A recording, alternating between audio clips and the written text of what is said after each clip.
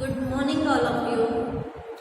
आज हम एक नया टॉपिक शुरू करने जा रहे हैं, फ्रांस की क्रांति।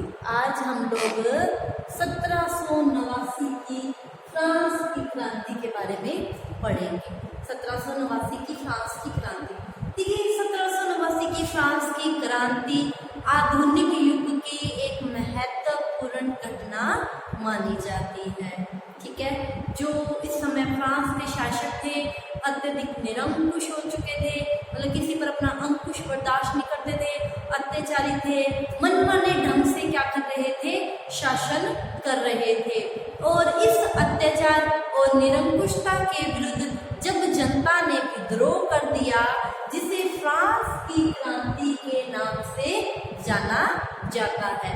तो आज हम इसी फ्रांस की क्रांति के बारे में पढ़ेंगे कि फ्रांस की क्रांति क्यों हुई, इसके लिए क्या कारण उत्तरदायी थे। ठीक है, तो इसी दौरान हम लोग पढ़ेंगे फ्रांस की क्रांति के कारण। तो सबसे पहले हम राजनीतिक कारण पढ़ेंगे कि राजनीति में ऐसे क्या दोष आ गए थे जिसके कारण फ्रांस में क्रांति हो गई। ठीक है, तो राजनीतिक कारणों में अगर हम पढ़ते हैं तो इतिहासकारों का इस समय फ्रांस में क्या है, बुर्बो वंश का नाम है बुर्बो वंश के शासक शासन कर रहे थे। और इतिहासकारों का मानना है कि फ्रांस की क्रांति के लिए यही बुर्बो वंश के शासक उत्तरदायी थे।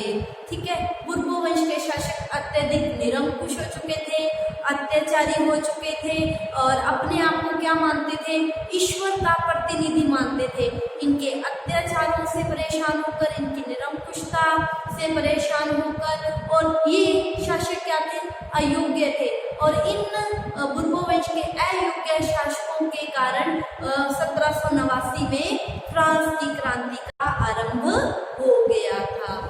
ठीक है, तो इस दौरान हम देखते हैं कि जो फ्रांस के शासक थे, इन शासकों के बारे में देखते हैं। तो फ्रांस के अगर शासकों में देखते हैं तो हेनरी चतुर्थ फ्रांस का शासक था। इसके समय में क्या था, फ्रांस की आर्थिक स्थिति भी अच्छी थी, फ्रांस की राजनीतिक स्थिति भी क्या थी, अच्छी थी। और इसके समय फ्रांस ने हर क्षेत्र में क्या की थी, उन्नति की थी। और जैसे हेनरी चतुर्थ की मृत्यु हुई, हेनरी चतुर्थ के बाद लुई तेरहवां नाम है, लुई 13वां क्या है, फ्रांस का शासक बना। और लुई 13वां क्या था, अत्यधिक अत्याचारी और निरंकुश शासक था। ठीक है, और इसके समय में जनता पर मनमाने कर लगाए गए और इसके समय फ्रांस की आर्थिक स्थिति का पतन होने लग गया, आर्थिक स्थिति डगमगाने लग गई।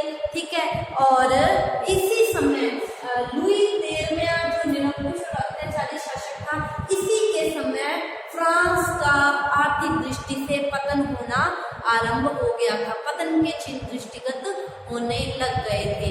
और ऐसी खराब स्थिति में लुई 14वां फ्रांस का शासक बना, जो बहुत ही ज्यादा अत्याचारी शासक था और जिसके समय में फ्रांस के शासकों की निरंकुशता अपनी चरम सीमा पर पहुंच गई। ये क्या कहता था, मैं ही राज्य हूँ, मैं ही सब कुछ हूँ। मनमाने ढंग से कर लागू करता था और मनमाने ढंग से उन्हें क्या करता था, वसूल करता था। ठीक है, और जनता पर निर्मम अत्याचार करना, कठोरता से करों को लागू करना। और इसके समय में क्या हो गया था, वैसे तो स्थापत्य कला की दृष्टि से देखते हैं तो लुई 14वें का जो काल था, ये फ्रांस में स्वर्ण काल के नाम से जाना जाता है।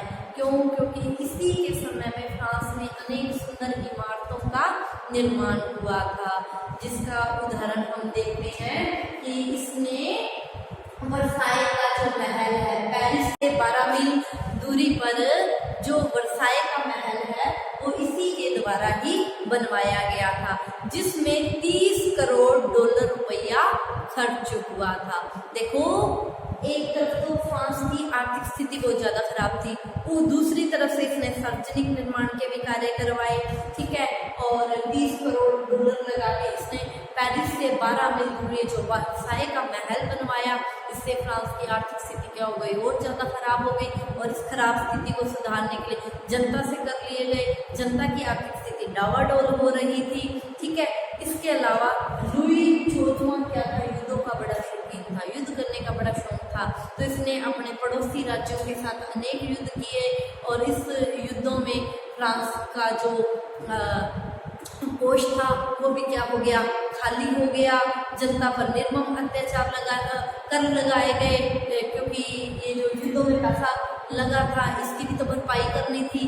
क्यों? क्योंकि राज्य की आर्थिक स्थिति डावाडोल हो रही थी, जनता पर अत्याचार करके इन करों को वसूल किया जा रहा था। तो जनता लुई 14वें के समय इतनी दुखी हो चुकी थी कि और ऊपर से लुई 14वें का काल भी बहुत लंबा चला, ठीक है। अतः जब लुई 14वें की मृत्यु हुई तो फ्रांस की जनता ने ईश्वर को धन्यवाद दिया, और इसकी शव यात्रा जब निकाली गई तो लोगों ने इसकी शव यात्रा में, जब लुई 14वें की शव यात्रा निकाली गई तो लुई 14वें की शव यात्रा में लोगों ने लुई 14वें को गंदी गंदी गालियां निकाले। क्यों? क्योंकि लुई 14वें का शासन फ्रांस में अत्यधिक अत्याचारी, निरंकुश और निर्मम अत्याचार का शासनकाल था, ठीक है। अब क्या हुआ, लुई 14वें के मरने के पश्चात लुई 15वां गद्दी पर बैठा, ठीक है। लुई 15वां आयु से छोटा था। लुई 15वें को लुई 14वें ने, जो कि लुई 14वां लुई 15वें का पिता था, उसने अपने बेटे को एक नेक सलाह दी थी कि तुम मेरी तरह मत बनना, तुम अपने पड़ोसियों से अच्छे संबंध रखना और पड़ोसियों के साथ कभी भी युद्ध मत करना, और धन का अपव्यय कभी मत करना, ठीक है। लेकिन जो लुई 15वां था उसने अपने पिता की इस नेक सलाह पर कोई ध्यान नहीं दिया। उसकी राजकीय कार्यों में कोई रुचि नहीं थी। राजकीय कार्यों में को क्या मानता था, बोरियत मानता था कि बड़ा बोरिंग काम है, ठीक है। प्रशासन के किसी भी कार्य में इसकी कोई भी रुचि नहीं थी, ठीक है। और इसके समय में क्या हो गया था, फ्रांस को सप्तवर्षीय युद्ध में भी भाग लेना पड़ गया था। फ्रांस की स्थिति, आर्थिक स्थिति बहुत ज़्यादा दयनीय हो गई। जब फ्रांस की स्थिति बहुत ज़्यादा दयनीय हो गई, इसने तो फ्रांस की स्थिति की ओर, ना प्रशासन की ओर ध्यान दिया, ना आर्थिक स्थिति की ओर कोई ध्यान दिया। जब इसके मंत्रियों ने इसको सलाह दी कि फ्रांस की आर्थिक स्थिति अब पतन की कगार पर है, फ्रांस का क्या हो जाएगा, उस स्थिति को नहीं सुधारा गया तो फ्रांस का क्या हो जाएगा, पतन हो जाएगा, प्रलय की स्थिति आ जाएगी, ठीक है। तो आप कुछ कीजिए। तो इसने अपने मंत्रियों को क्या कहा कि इतना पैसा तो पड़ा है कि मेरा समय तो इस अवस्था में गुजर जाएगा, लेकिन मेरी मृत्यु के बाद क्या आएगा, प्रलय आएगी। और उसका ये वचन सत्य भी हुआ था, ठीक है। और लुई जो 15वां था, इसका नैतिक आचरण भी अच्छा नहीं था। तो ये सारा दिन क्या है, नृत्यांगनाओं और खेलों से क्या है, घिरा रहता था।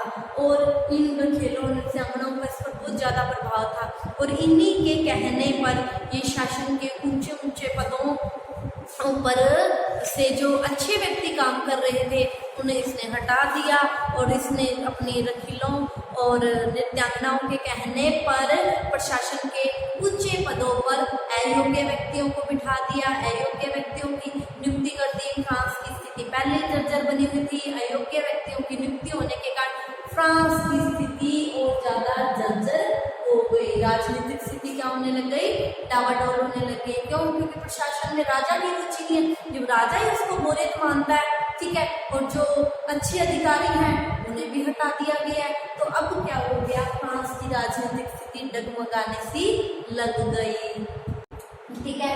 और ऐसी डगमगाती हुई स्थिति में लुई 16वां फ्रांस का शासक बना, ठीक है, जिसके बारे में हम कल की क्लास में चर्चा करेंगे। लुई 16वें के बारे में आज इतना ही। आप इसका स्क्रीनशॉट ले लीजिए। Thank you all of you.